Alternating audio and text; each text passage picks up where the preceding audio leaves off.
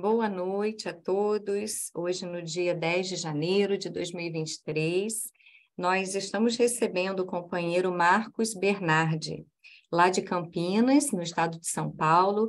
O Marcos frequenta a casa Morada Espírita Professor Laire Hines e, com muita alegria, com muita gratidão, nós vamos passar a palavra para ele com o tema O Cristão sofre mais ou menos? Ele vai trazer algumas reflexões para nós, né, Marcos, sobre esse assunto. E, para iniciar, nossa amiga Carol vai fazer a leitura da página inicial, seguida da prece, e depois a palavra é sua, Marcos. Muito obrigada a todos. Eu que agradeço. Boa noite a todos. Mais uma vez, bem-vindo, Marcos, e todos que estão aqui, né, conosco essa noite. Eu vou ler Caminho, Verdade e Vida, uma página, Psicografia de Chico Xavier para Espírito Emmanuel. Madalena. Disse-lhe Jesus, Maria. Ela, voltando-se, disse-lhe, Mestre. João, capítulo 20, versículo 16. Dos fatos mais significativos do Evangelho, a primeira visita de Jesus na ressurreição é daqueles que convidam a meditação substanciosa e acurada. Por razões profundas, deixaria o Divino Mestre tantas figuras mais próximas de sua vida para surgir aos olhos de Madalena, em primeiro lugar? Somos naturalmente compelidos a indagar porque não teria aparecido antes ao coração abnegado e amoroso que lhe servira de mãe ou aos discípulos amados. Entretanto, o gesto de Jesus é profundamente simbólico em sua essência divina. Dentre os vultos da Boa Nova, ninguém fez tanta violência a si mesmo para seguir o Salvador como a inesquecível obsidiada de Magdala. Nem mesmo Paulo de Tarso faria tanto, mais tarde, porque a consciência do apóstolo dos gentios era apaixonada pela lei, mas não pelos vícios. Madalena, porém, conhecera o fundo amargo dos hábitos difíceis de serem extirpados. Amolecera-se ao contato de entidades perversas. Permanecia morta nas sensações que operam a paralisia da alma. Entretanto, bastou o encontro com Cristo para abandonar tudo e seguir-lhe os passos, fiel até o fim, nos atos de negação de si própria e na firme resolução de tomar a cruz que lhe competia ao Calvário Redentor de sua existência angustiosa. É compreensível que muitos estudantes investiguem a razão pela qual não apareceu o Mestre, primeiramente a Pedro ou a João, a sua mãe ou aos amigos. Todavia, é igualmente razoável reconhecermos que, com seu gesto inesquecível, Jesus ratificou a lição de que a sua doutrina será, para todos os aprendizes e seguidores, o código de ouro das vidas transformadas para a glória do bem. E ninguém como Maria de Magdala houvera transformado a sua à luz do Evangelho Redentor. Com essa página inicial, então, vamos fazer a nossa prece. Querido Mestre Jesus, que está aqui conosco neste momento, rogamos que esta noite seja iluminada, protegida pelos benfeitores, que traga palavra fácil ao nosso querido palestrante que está conosco, que possamos a cada dia compreender melhor os seus ensinamentos, Mestre, carregando a nossa cruz com resignação, paciência, fé e amor. Agradecemos por mais uma oportunidade que nos dá no dia de hoje. Que assim seja. Graças a Deus. Marcos, é com você. Obrigada. Muito obrigado, minha irmã. Muito obrigado, meus irmãos, esses que estão conosco presencialmente aí, os que estão conosco na reunião virtual, os que virão a nos assistir posteriormente no YouTube. É uma maravilha. Comentava com Carolina um pouco antes, essa enorme oportunidade de aqueles corações que já estavam unidos em sentimento, agora nós nos unimos através do mundo virtual. E isso é uma maravilha. Hoje nós vamos fazer uma reflexão sobre o título provocativo, de uma certa forma. Afinal de contas, ser cristão faz com que o indivíduo venha a sofrer mais ou menos? E eu faço essa pergunta inicial a todos vocês que estão aí nos ouvindo, porque muitas vezes há um certo equívoco sobre o que é ser cristão e sobre o que é o caminho, uma vez que nós decidimos pelo cristianismo. Então, nós temos duas palavras-chave aí no nosso título da nossa reflexão: cristão e sofrimento.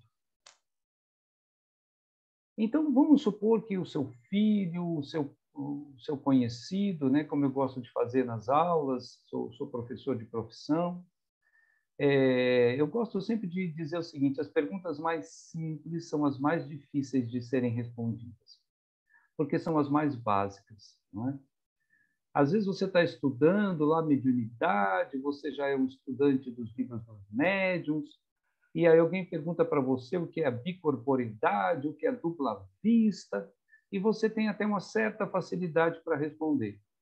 Aí o seu filho pequenininho, né, vai chegar para você, a sua filha pequenininha, vai falar: papai, eu tenho duas perguntas muito simples para você, pai. 3. Papai, o que é a justiça? O que é a liberdade? Papai, o que é a vida?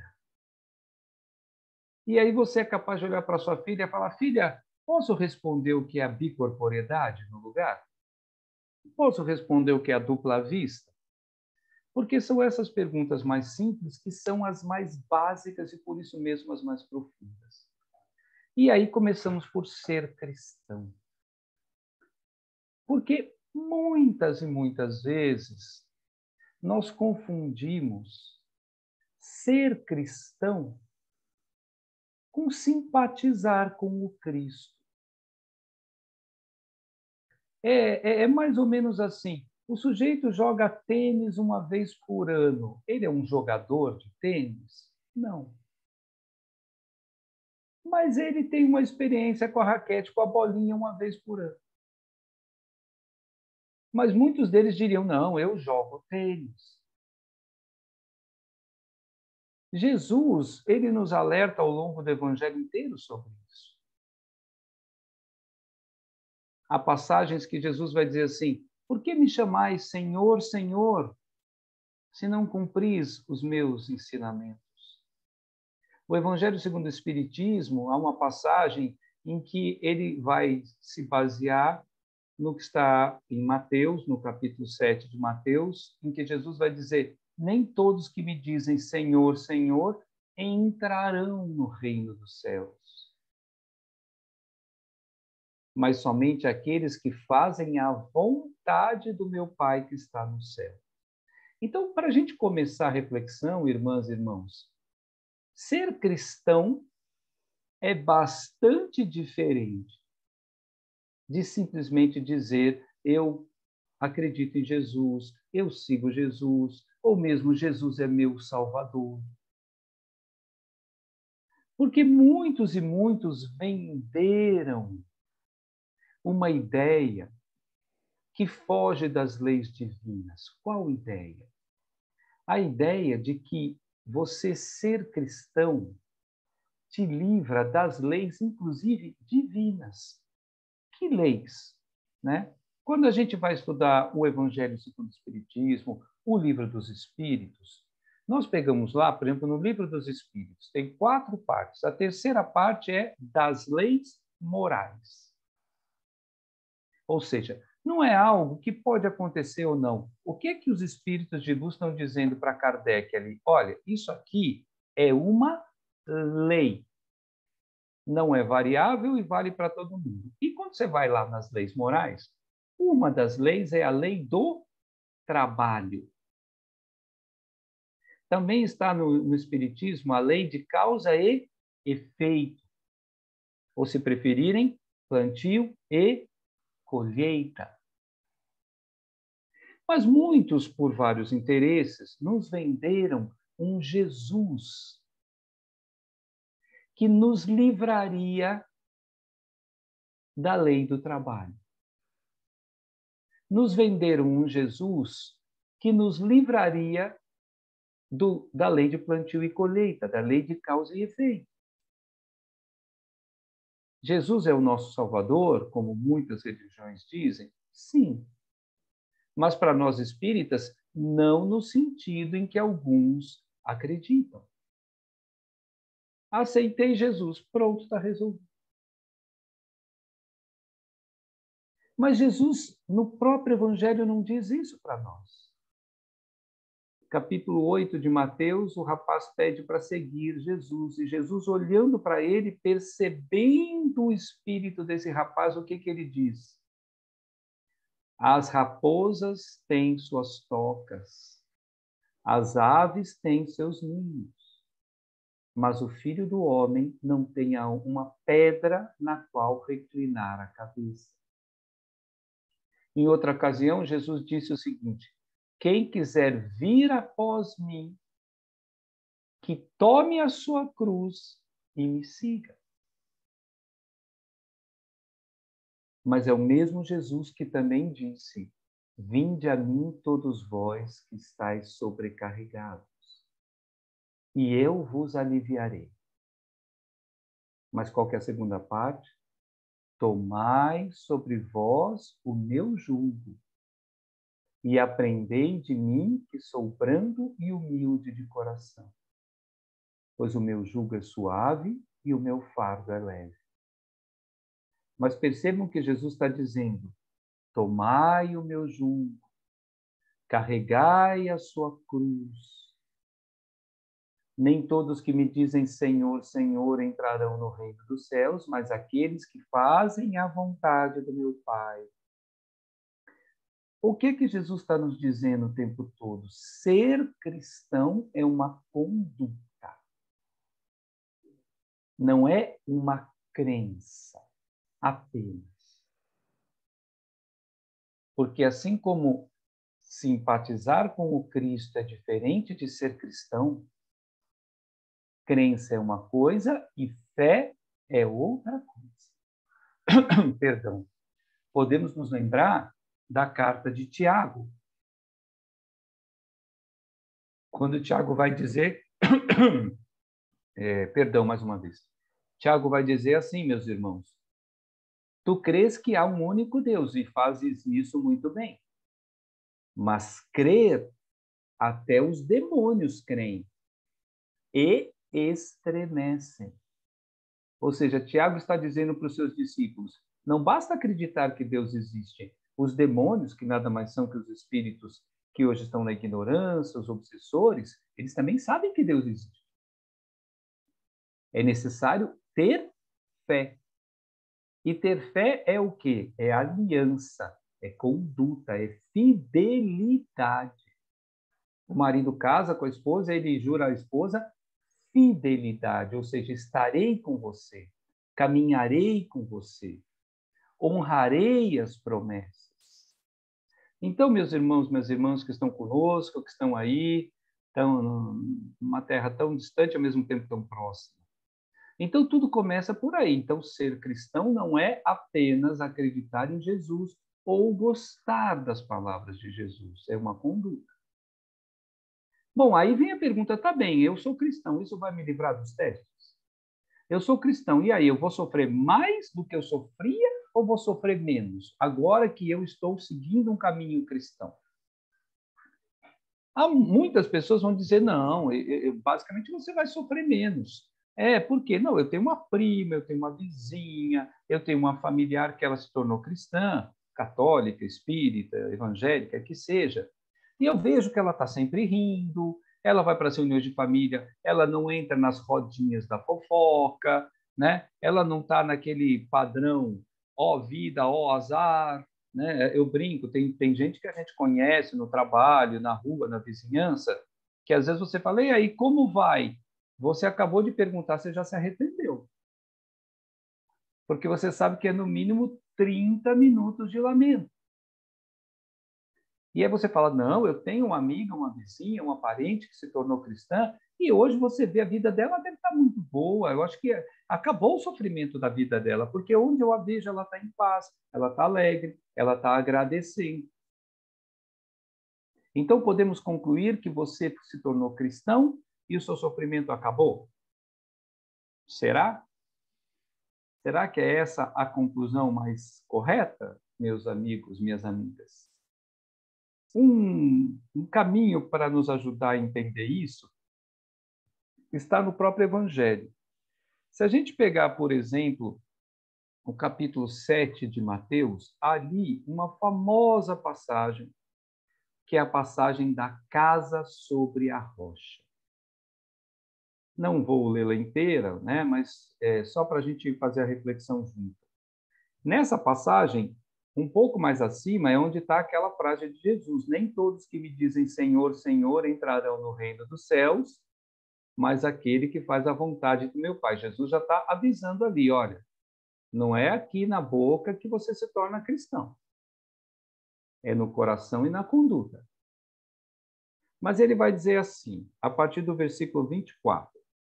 Portanto, todo aquele que ouve as minhas palavras e as pratica, será comparado ao homem sábio, prudente, que edificou a sua casa que construiu a sua casa sobre a rocha. Caíram a chuva, vieram as tempestades, sopraram os ventos, precipitaram-se contra aquela casa, mas ela não desabou, porque foi alicerçada sobre a rocha. E todo aquele que ouve essas minhas palavras e não as pratica será comparada ao homem tolo, que construiu a sua casa sobre a areia. Veio a chuva, as tempestades, sopraram os ventos, chocaram-se contra aquela casa e a casa desabou. E foi grande a sua ruína. Bom, vamos imaginar o seguinte, minhas irmãs, meus irmãos, aquele vilarejo, como eram os pequenos vilarejos de Jesus, né? E que na noite anterior tivemos uma tempestade horrorosa. Horrorosa, uma tempestade violentíssima. No outro dia, pela manhã, chegam 2 viajantes. Eles adentram ao vilarejo pelo lado sul. E assim que eles adentram, eles veem 2 casas em frangalhos, caídas, destruídas. Casas que foram construídas sobre a areia. Só uma curiosidade, construir a casa sobre a rocha, na época de Jesus, significava dizer que você precisava cavar até encontrar uma base de pedra para começar a construir. Não é que o sujeito estava andando, ele olhava no nível do chão, tinha pedra aqui, areia aqui. Não. A pedra era fruto do trabalho. Então, construir sobre a pedra já significava trabalhar. Aquelas 2 que estavam sobre a areia, o sujeito olhou e falou: nossa, meu Deus do céu, que tempestade que veio aqui. E esse viajante continua a andar pelo vilarejo até que ele vai chegar na outra ponta do vilarejo, onde havia lá 2 casas construídas sobre a rocha. E as casas estão como? Inteiras.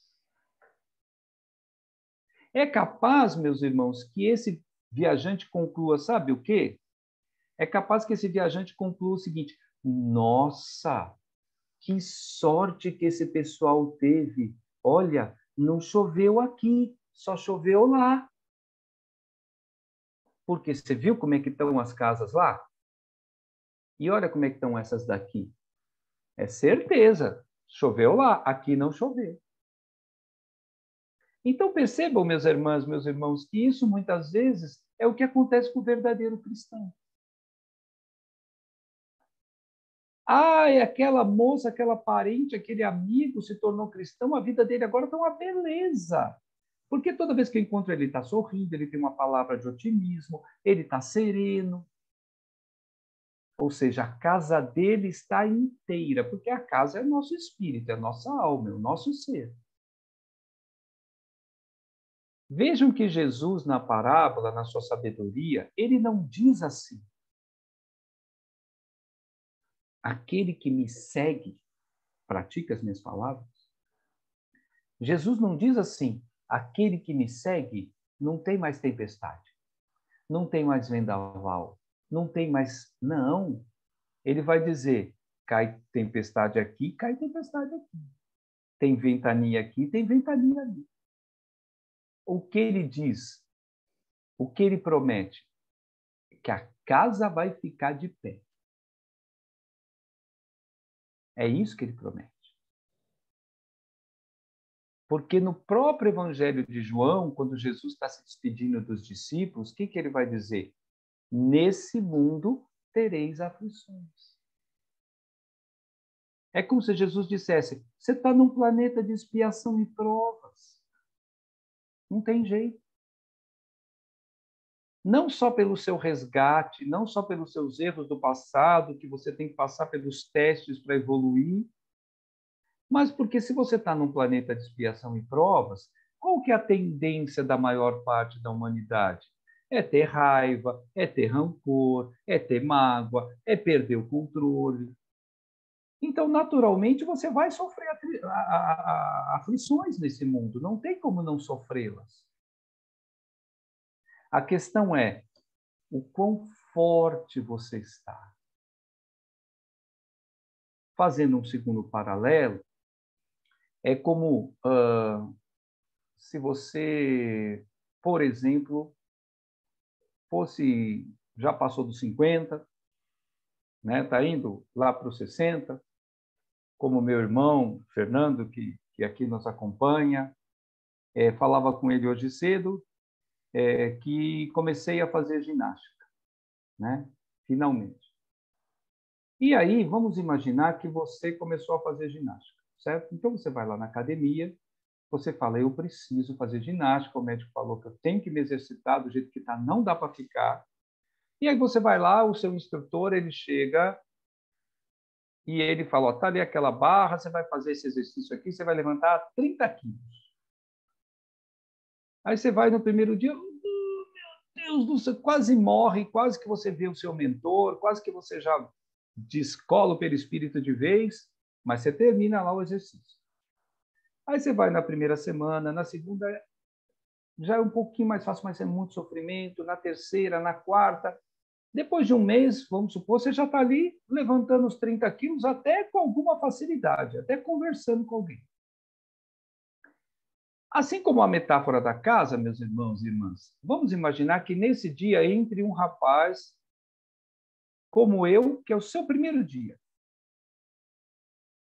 e você adentra a academia e você vê aquele sujeito que está lá 1 mês, 2, 3 meses, se esforçando todo dia, e aquele que acabou de entrar. E ambos estão com uma barra de 30 quilos. Você olha aquele que acabou de entrar e ele está lá quase morrendo. Você fala: nossa, que crueldade. Esse professor é um carrasco. Olha o peso que ele pôs na mão desse rapaz. Devia ter colocado um pezinho mais leve, como aquele outro ali, ó. Ele está levantando numa boa. Perceberam o que é ser cristão? Ser cristão não te tira o teste. Ser cristão não te tira as tempestades, ele só te torna mais forte. E por quê? Porque você passa a olhar a vida com outros olhos. Você passa a ver o sofrimento com outro significado. A minha pergunta inicial foi: ser cristão, o cristão sofre mais ou menos? Nós poderíamos dizer que sofrer, ele sofre menos. Isso não quer dizer que ele não terá o seu quinhão de dor e de testes. Há uma frase que é atribuída tanto a Buda, quanto a vários outros sábios, porque ela foi repetida ao longo da história. A frase diz o seguinte, Chico Xavier também a usava. A dor é inevitável. O sofrimento é opcional. Ora, Jesus, neste mundo sofrereis aflições. Mas é o mesmo Jesus que diz, vinde a mim que eu vos aliviarei. Então, eu cristão, eu me torno cristão, eu não vou ter teste? Vou. Eu não vou ter dor? Vou. Mas se eu olhar para a dor como a companheira, como dizia Francisco de Assis, como diz Emmanuel, se eu olhar para a dor, lembrando do capítulo A Paciência do Evangelho segundo o Espiritismo, a dor é uma bênção que Deus envia aos seus eleitos. Portanto, não vos aflijais quando sofrerdes, mas bendizei o Deus Todo-Poderoso, que vos marcou com a dor nesse mundo, para a glória na vida eterna. Se eu for capaz de olhar para ela e entender que dela eu posso extrair um ganho, eu sofrerei menos. Mas não quer dizer, como vendem aqueles que querem que você faça uma adesão ingênua ao Jesus, ao Cristo. Aqueles que querem vender um caminho de iluminação sem trabalho. Aqueles que vendem que não, que basta que você aceite Jesus, que por um passe de mágica, por um verdadeiro passe de mágica, não há mais problemas na sua vida. Ora, se você aceitar Jesus, se você aceitar o Evangelho, se você buscar viver conforme o Evangelho, se você purificar o seu coração, isso quer dizer que na manhã seguinte, comecei a fazer o Evangelho no lar. Maravilha.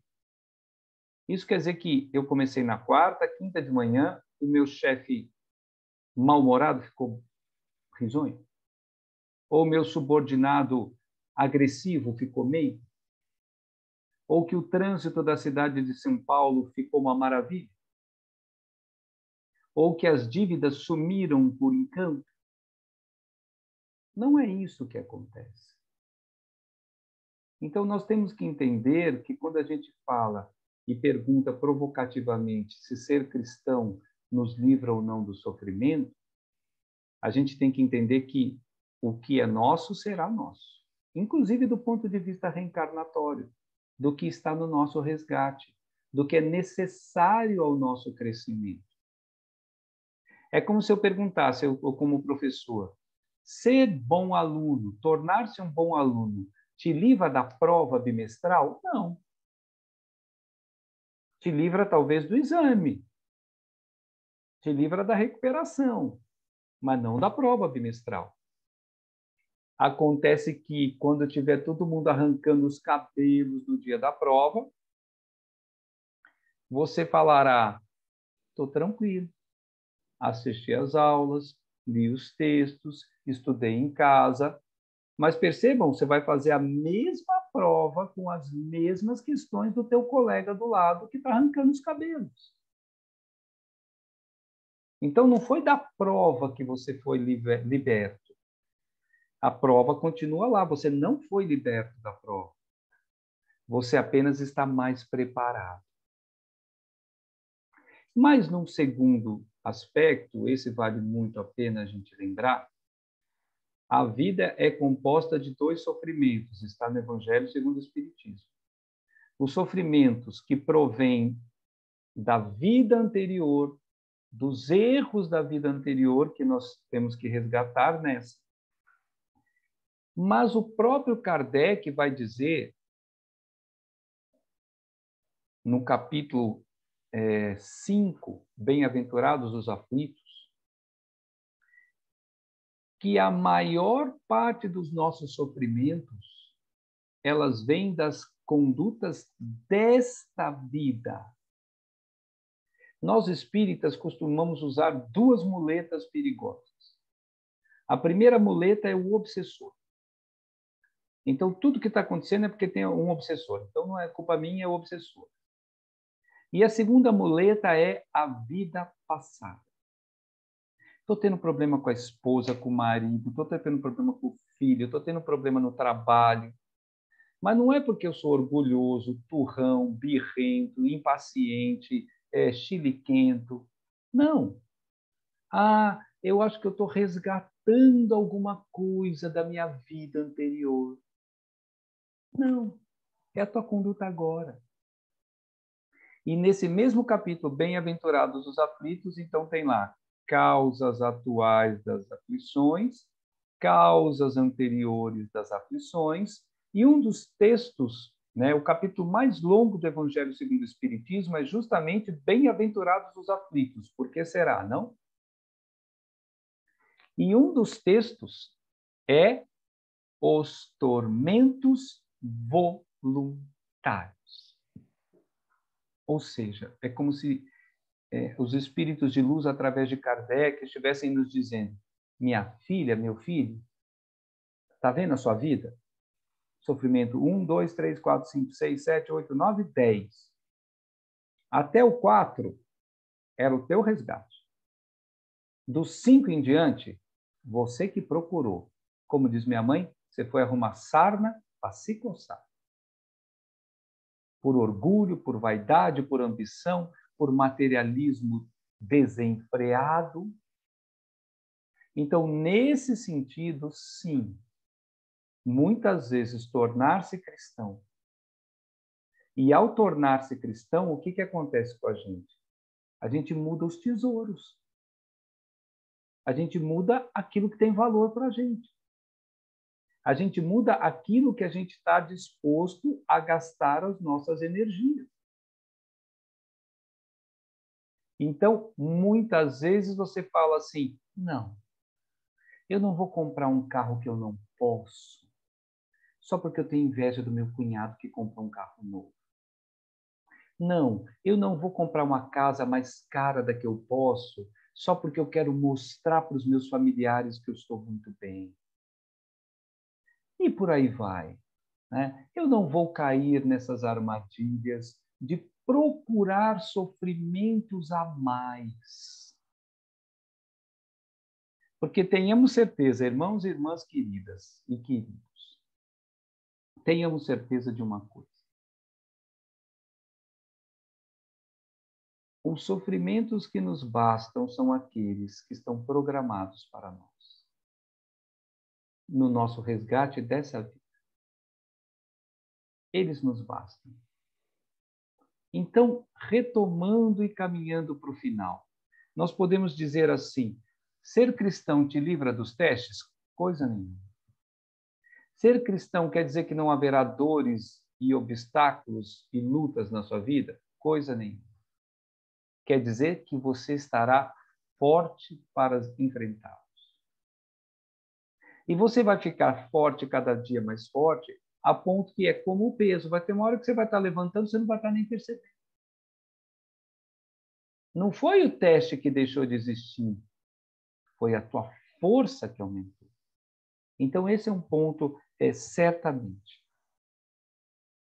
Agora, ser cristão pode te ajudar a se livrar dos sofrimentos inúteis, a te livrar dos sofrimentos voluntários que você foi buscar, porque deu valor à vaidade, deu valor à ambição, deu valor demais à opinião dos outros.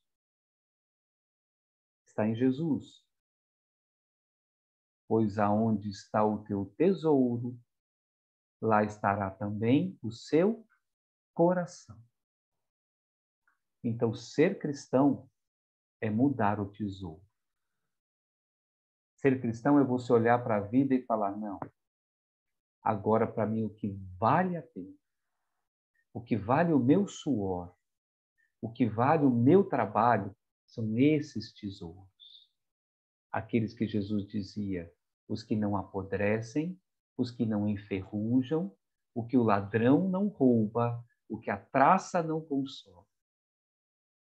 Aí sim, você diminui o seu sofrimento. Qual sofrimento? Você diminui o seu sofrimento voluntário. Então, queridas irmãs e irmãos, encaminhando aqui para o final da nossa reflexão, ser cristão é conduta. Conduta verdadeira. Conduta baseada no coração. Ser cristão não é discurso. Ser cristão não vai tirar o teste da tua vida, mas vai te tornar mais forte. Ser cristão vai te ajudar a parar de arrumar sofrimento inútil. Ser cristão vai te fazer saber que a dor é inevitável. O sofrimento é opcional. E quando a dor vier, ao invés de você praguejar, lamentar e se revoltar, você vai agradecer. Vai dizer, Senhor, obrigado por ter desejado testar o vosso servo. Que assim seja. Muitíssimo obrigado, irmãs e irmãos do Canadá, do Brasil, de onde quer que seja, porque somos todos irmãos de uma única pátria e filhos de um único Pai. Obrigada, Marcos. Você pode fazer a nossa oração final? Pois não. Obrigada. Deus, Pai de amor e luz, Senhor, nós vos agradecemos e louvamos. Em vossa misericórdia enviaste o nosso Mestre amado, Senhor Jesus. Mestre, que possamos caminhar seguindo a vossa trilha, sabendo que a nossa cruz a nós pertence, mas sabendo que o Senhor jamais nos abandonará, sabendo que somos envolvidos pelo nosso mentor, pelos nossos protetores espirituais, sabendo que a luta é árdua, mas que alcançaremos a terra prometida, realizando o reino dos céus, não no mundo exterior, mas dentro do nosso espírito, encontrando a paz que vai nos fortalecer, que vai nos capacitar para enfrentar tudo e todos com alegria e serenidade. Louvamos e glorificamos o nome do Mestre Jesus, do nosso Pai de amor e luz. E agradecemos, Senhor, pela oportunidade redentora dessa encarnação, que possamos utilizá-la com sabedoria, cada segundo, cada minuto, cada dia, para a transformação do nosso espírito e para alçarmos voo em direção à vossa luz, Senhor. Que assim seja, graças a Deus.